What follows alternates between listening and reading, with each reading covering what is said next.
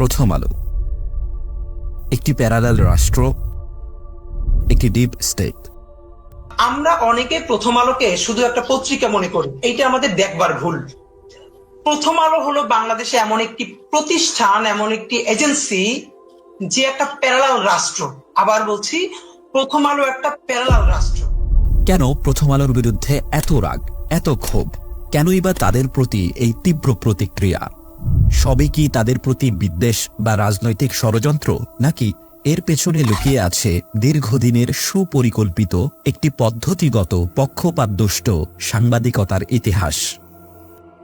তদন্তে দেখা যায়, সময়ের সাথে সাথে প্রথম আলো শুধু সংবাদ পরিবেশন করেনি, বরং সুনির্দিষ্ট গল্প বুনেছে, জনমত গঠন করেছে এবং রাজনৈতিক বাস্তবতা নির্মাণে সরাসরি অংশ নিয়েছে। এর প্রতিটি পর্যায়ে রয়েছে মতিউর রহমানের সম্পাদকীয় নেতৃত্বের ছাপ। তাহলে এই ক্ষোভ কি আদৌ অযৌক্তিক, নাকি এটি দায়বদ্ধ নাগরিক ও সংবেদনশীল পাঠকের একটি অনিবার্য ও যৌক্তিক প্রতিক্রিয়া? প্রথম আলো যেভাবে জঙ্গি ন্যারেটিভ তৈরি ও রাজনৈতিক এজেন্ডা চালিয়েছে তা সাংবাদিক ইলিয়াস হোসেনের তদন্তভিত্তিক প্রতিবেদনে স্পষ্টভাবে উঠে এসেছে। তার প্রতিবেদন অনুযায়ী পত্রিকাটি বিএনপির বিরুদ্ধে প্রোপাগ্যান্ডামূলক নিউজ করেছে, আওয়ামী লীগের রাজনৈতিক অবস্থানকে শক্তিশালী করেছে, কৃত্রিমভাবে মৌলবাদী হুমকির আখ্যান তৈরি করেছে, এমনকি বিটিআর বিদ্রোহের মতো ট্র্যাজেডিতে সরকারের পক্ষে ভিত্তি স্থাপনে সক্রিয় ভূমিকা রেখেছে। সর্বোপরি ইলিয়াস হোসেনের ডকুমেন্টারিটি প্রমাণ করে যে কিভাবে প্রথম আলো বাংলাদেশ সেনাবাহিনীর ভেতরে জঙ্গিবাদী অনুপ্রবেশের একটি ভিত্তিহীন ও উত্তেজনাপূর্ণ ন্যারেটিভ সৃষ্টিতে মুখ্য ভূমিকা পালন করেছিল। বাংলাদেশে জঙ্গিবাদ সংক্রান্ত সংবাদ ও ন্যারেটিভ তৈরির ক্ষেত্রে প্রথম আলোর ভূমিকা ছিল সবচেয়ে সক্রিয় ও উদ্দেশ্যমূলক। কোনো গভীর তদন্ত কিংবা প্রমাণ ছাড়াই পত্রিকাটি বহু ব্যক্তি ও গোষ্ঠীকে জঙ্গি হিসেবে চিহ্নিত করার ধারাবাহিক প্রচেষ্টা চালিয়েছে।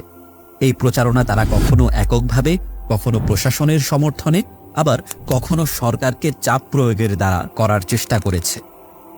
একটি গুরুত্বপূর্ণ প্রশ্ন থেকেই যায়, মতিউর রহমানের প্রথম আলো হাসিনা সরকারের প্রতি এতটা অনুগত ছিল কেন?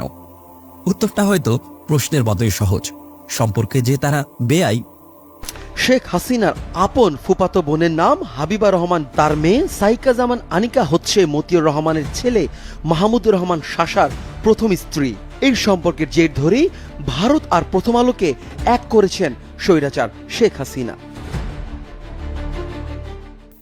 প্রথম আলো কেবল একটি সংবাদপত্র নয়, বরং বহু আগ থেকেই নিজেকে রাজনৈতিক শক্তি হিসেবে এটি প্রকাশ করতে থাকে। কারা রাজনীতি করবে আর কারা করবে না সেই প্রেসক্রিপশনও দিতে থাকে তারা। বিএনপির বিরুদ্ধে তাদের চালানো একপাক্ষিক ও সংঘবদ্ধ প্রচারণার নজির বাংলাদেশের সাংবাদিকতায় বিরল। বলা চলে, বিএনপির মতন আওয়ামী লীগ সরকারের বিরুদ্ধে তারা নেতিবাচক কোনো নিউজই করেনি। 2004 সালের 21শে আগস্ট গ্রেনেড হামলার তদন্ত যখন আন্তর্জাতিক প্রেক্ষাপটে বহিরাগত শক্তির দিকে ইঙ্গিত করতে শুরু করে, তখনই প্রথম আলো সক্রিয় হয়ে ওঠে একটি বিশেষ ন্যারেটিভ গড়তে, যা সাংবাদিক ইলিয়াস হোসেন তার তদন্তে বিশদভাবে উন্মোচন করেছেন। 2013 সালে শাপলা চত্বরে হেফাজতে ইসলামের সমাবেশের উপর চালিত হাসিনার গণহত্যা নিয়ে প্রথম আলোর ভূমিকা ছিল সুস্পষ্টভাবে একপাক্ষিক ও প্রোপাগান্ডামূলক। পত্রিকাটি আপামর জনগণের কাছে হেফাজতকে একমাত্র সন্ত্রাসী ও সহিংস গোষ্ঠী হিসেবে চিত্রিত করতে হেফাজতের তাণ্ডব, দোকানে আগুন, ধ্বংসাত্মক কর্মকাণ্ড, হেফাজতের শক্তি ও সরকারের অসহায়ত্ব এরকম উত্তেজনাপূর্ণ শিরোনাম দিয়ে নিউজ করেছিল। অন্যদিকে রাষ্ট্রীয় বাহিনীর ভূমিকা ও দায়বদ্ধতা সম্পর্কে কোনো গভীর বা সমালোচনামূলক অনুসন্ধান তাদের কোনো প্রতিবেদনে ছিল না। প্রথম আলোর অপসাংবাদিকতার তালিকা অনেক দীর্ঘ। এর মধ্যে একটি উল্লেখযোগ্য ঘটনা হল হলি আর্টিজান হামলায় নিহত প্রথম আলোর মালিকের নাতি ফারাজ আইয়াজ হোসেনকে নিয়ে বানোয়াট মহানায়কোচিত গল্প তৈরি। প্রথম আলো দাবি করেছিল যে ফারাজ দুই বান্ধবীকে বাঁচাতে গিয়ে নিজের জীবন উৎসর্গ করেছিল, কিন্তু ঘটনার তদন্তকারী একাধিক সাংবাদিক নিশ্চিত করেছেন যে এই দাবির পক্ষে সুস্পষ্ট বাস্তব কোনো প্রমাণ নেই, অর্থাৎ গল্পটি ছিল সম্পূর্ণ কাল্পনিক। এক্ষেত্রে কেউ পারিবারিক আবেগের দোহাই দিতে পারেন, কিন্তু এটা কোনো বিচ্ছিন্ন ঘটনা নয়। এই মিডিয়া হাউস বহু সংবেদনশীল ও জাতীয় গুরুত্বের ইস্যুতেই ইচ্ছাকৃতভাবে তথ্য বিকৃতি ও বিভ্রান্তি নির্মাণে জড়িত ছিল। ডিসেম্বর 2013-তে বিএনপির চেয়ারপারসন বেগম খালেদা জিয়া একটি ভাষণে শেখ হাসিনার দালালি, মিডিয়ার হত্যাকাণ্ড এবং হেফাজতের আন্দোলনে আলেমদের শহীদ করা নিয়ে কঠোর সমালোচনা করেন। গোপালগঞ্জ জেলার নামই বদলে যাবে, বুঝছেন? গোপালগঞ্জ আর থাকবে না।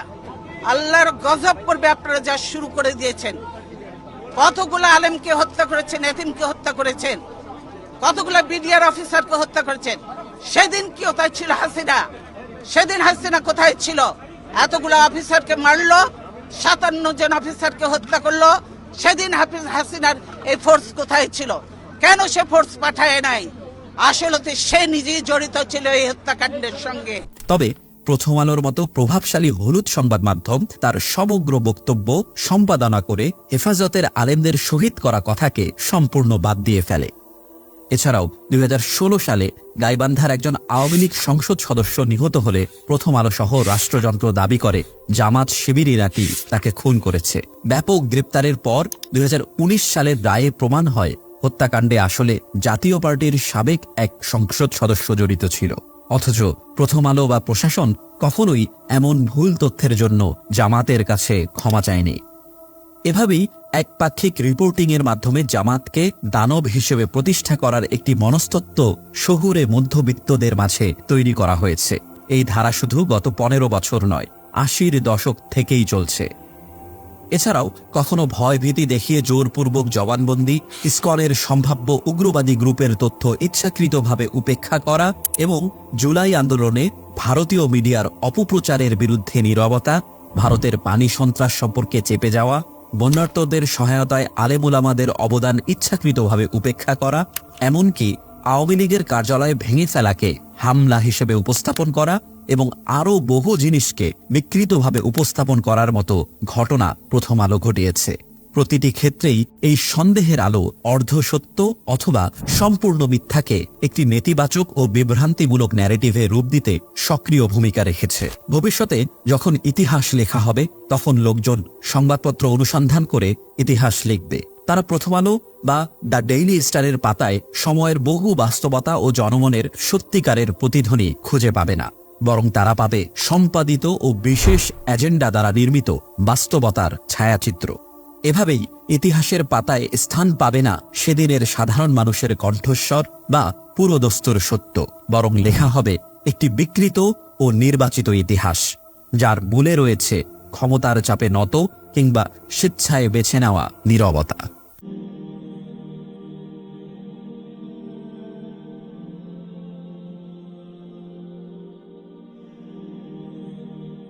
প্রথম আলোর সম্পাদকীয় নীতি বিশ্লেষণ করলে একটি সুস্পষ্ট বৈপরীত্য চোখে পড়ে। পত্রিকাটি গত 1.5 দশক ধরে বাংলাদেশের সার্বভৌমত্ব নিয়ে কোনো প্রকার উদ্বেগ প্রকাশ করেনি, এমনকি এটি ভারত কর্তৃক প্রবল আধিপত্য বিস্তারের সমালোচনাও করেনি, বরং সব সময় চুপ ছিল। অথচ একই সময়ে তারা পাকিস্তানের কাছে ক্ষমা প্রার্থনার বিষয়টি নিয়মিত ও সক্রিয়ভাবে তুলে ধরে। গুগলে পাকিস্তানকে ক্ষমা চাইতে হবে প্রথম আলো এটা লিখে সার্চ করলে তাদের 20টিরও বেশি সংবাদ পাওয়া যায় এই বিষয়ে। অথচ ঐতিহাসিকভাবে পাকিস্তান শেখ মুজিবুর রহমানের সময়ে ক্ষমা চেয়েছিল এবং কূটনৈতিক সম্পর্কও সে সময় পুনরুদ্ধার হয়েছিল। এমনকি পাকিস্তানের প্রেসিডেন্ট পারভেজ মুশাররফের সময়েও একই ঘটনার পুনরাবৃত্তি ঘটে। তাহলে প্রশ্ন থেকেই যায়, এই 71 নিয়ে ক্ষমা প্রার্থনার রাজনীতি তারপরও কেন অব্যাহত রাখা হলো?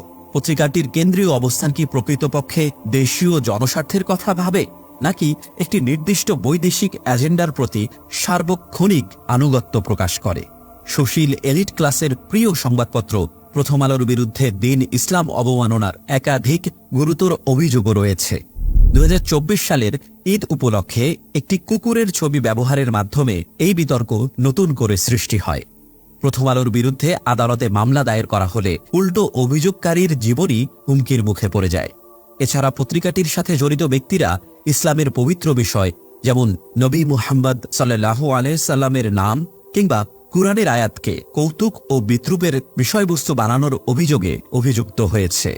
প্রথম আলো ধারাবাহিকভাবে ভারতীয় ন্যারেটিভ প্রতিষ্ঠায় কাজ করেছে, কখনো ধার্মিকতার প্রকাশ্য অনুশীলনকে জঙ্গিবাদ এবং কখনো গরুর মাংস খাওয়ার ইচ্ছাকে নিম্ন শ্রেণীর বৈশিষ্ট্য হিসেবে চিত্রিত করেছে তারা। ধর্মীয় মূল্যবোধ ও পবিত্র বিশ্বাসকে ক্রমাগত অপরাধীকরণ এবং হেয় প্রদর্শনের এই কৌশলগুলোর উদ্দেশ্য কি? কাদেরকে সন্তুষ্ট করার জন্য? এই বিতর্কিত ও বিভাজনমূলক এজেন্ডাটি কার স্বার্থ পূরণ করছে এবং এর পেছনে কোনো বাহ্যিক বা অভ্যন্তরীণ শক্তির সমর্থন বা নির্দেশনা কাজ করছে তা নিশ্চয়ই বিস্তারিত খুলে বলার প্রয়োজনীয়তা রাখে না। এটি একটি স্বাধীন সংবাদ মাধ্যমের ভূমিকা নয়, বরং একটি নির্দিষ্ট আদর্শিক মিশনে নিয়োজিত সক্রিয় অংশগ্রহণকারীর ভূমিকা। প্রথম আলোর সংবাদকর্মের ভাষা ও ধরন দেখলে অবাক হতে হয়। উদাহরণস্বরূপ, তারা বাংলাদেশের মানুষকে অভিবাসন প্রসঙ্গে অবৈধ আখ্যা দেয়। অন্যদিকে ভারতীয়দের জন্য ব্যবহৃত হয় নথিপত্রহীনের মতো নরম শব্দ। একইভাবে ভারত চীন নদীবিরোধ নিয়ে তারা উচ্চস্বরে প্রতিবেদন করে, কিন্তু বাংলাদেশ ভারতের মধ্যে ফারাক্কা কিংবা তিস্তার মতো অত্যন্ত গুরুত্বপূর্ণ ও অমীমাংসিত পানি সম্পদ ইস্যুতে তাদের ভূমিকা চুপসে যায়। এছাড়া জাতীয় ট্র্যাজেডির সময়ও তারা মূল ঘটনা থেকে দৃষ্টি সরিয়ে নেয়ার কাজও ভালোই করতে পারে।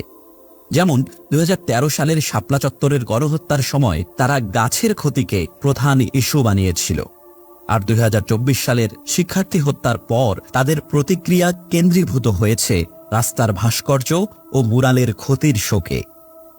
2016 সালে ভারত থেকে আসা একটি বন্য হাতির কাহিনী প্রথম আলো ব্যাপকভাবে কভার করেছিল। এই বিষয়ে তারা প্রায় 2 ডজন প্রতিবেদন তৈরি করে। কিন্তু এই একই সময়ে প্রতি বছর ভারতের বাঁধ থেকে নিয়ন্ত্রিত পানি নির্গমনের কারণে বাংলাদেশের পূর্বাঞ্চলে সৃষ্ট কৃত্রিম বন্যা, যা কোটি কোটি মানুষের জীবন জীবিকাকে ধ্বংস করে, তা নিয়ে পত্রিকাটি কোনো গভীর বা স্পষ্ট প্রতিবেদন তৈরি করেনি। তারা বন্যার আসল কারণ অস্পষ্ট রেখে জনসাধারণকে বিভ্রান্ত করার চেষ্টায় লিপ্ত ছিল। এই দ্বিচারিতা স্পষ্টভাবে ইঙ্গিত করে যে প্রথম আলোর অগ্রাধিকার জনদুর্ভোগ নয়, বরং নির্দিষ্ট একটি ন্যারেটিভ প্রচার করা এবং জনমতকে সুপরিকল্পিতভাবে প্রভাবিত করার চেষ্টা করা। 2024 সালের জুলাই আগস্টের গণ আন্দোলনকে ব্যর্থ বা অকার্যকর প্রমাণ করতে কত শত প্রচেষ্টা প্রথম আলোর, এসব কি ভোলা যায়? আন্দোলনের নেতিবাচক প্রভাব দেখাতে তারা ইচ্ছাকৃতভাবে সংখ্যালঘু সম্প্রদায়কে টার্গেট করে। তবে তারা কখনোই এই বিষয়টি স্পষ্ট করে না যে আক্রান্তদের কতজন প্রকৃতপক্ষে কেবল ধর্মীয় পরিচয়ের জন্য আর কতজন আওয়ামী লীগের সাথে সক্রিয় রাজনৈতিক সম্পৃক্ততার কারণেই হামলার লক্ষ্যবস্তু হয়েছিলেন। জুলকারনাইন সায়ের নিজের ফেসবুক পোস্টের মাধ্যমে মতিউর রহমানের বিষয়ে কথা বলেন। তিনি প্রথম আলোর সম্পাদক মতিউর রহমানকে কৌশলী ও মতলববাজ হিসেবে চিত্রিত করেন। সামরিক বাহিনী প্রধানের সাথে তার সাক্ষাৎকারে তিনি ইচ্ছাকৃতভাবে দেশের বর্তমান সংকটের দায় সব রাজনৈতিক দলের ঘাড়ে চাপানোর চেষ্টা করেছেন। তার এই বক্তব্য নিরপেক্ষ সাংবাদিকতা নয়, বরং একটি সুপরিকল্পিত এজেন্ডা বাস্তবায়ন, যা বিএনপি জামাত সরকারের সময়েও তার পত্রিকা একই রকম পক্ষপাতদুষ্ট ও গন্ধমার্শাল সাংবাদিকতা চালিয়েছিল। 2001 থেকে 2006 সালে বিএনপির সংবাদপত্রের স্বাধীনতাকে ব্যবহার করে প্রথম আলো তারেক রহমান সহ দলটির বিরুদ্ধে ভিত্তিহীন, অযাচিত ও উত্তেজনাপূর্ণ সংবাদ পরিবেশন করে। তাদের সেই প্রতিবেদনগুলো নির্ভরযোগ্য, সূত্রবিহীন, ভারসাম্যহীন এবং প্রায়শই আইনি চ্যালেঞ্জের লক্ষ্যবস্তু হওয়ার মতো ছিল। কিন্তু গণমাধ্যমে বিশ্বাসী বিএনপি কখনোই তাদের বিরুদ্ধে মামলা করেনি।